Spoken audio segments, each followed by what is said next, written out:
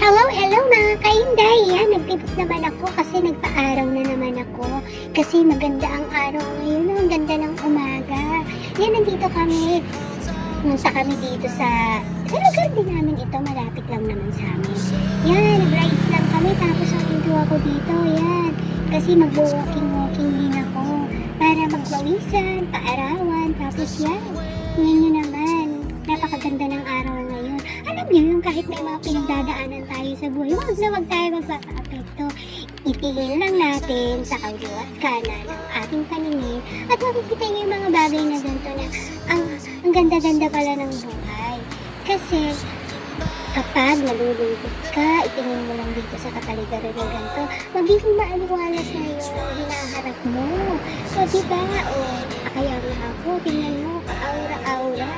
Alam mo yun, hindi iniisip ang mga bagay na mahirap kasi lalong mahirap kapag inisip mo. Kaya, paggising ka sa umaga kapag ganito maganda ang araw, dapat nagpapa-araw tayo, diba? Para maarawan ng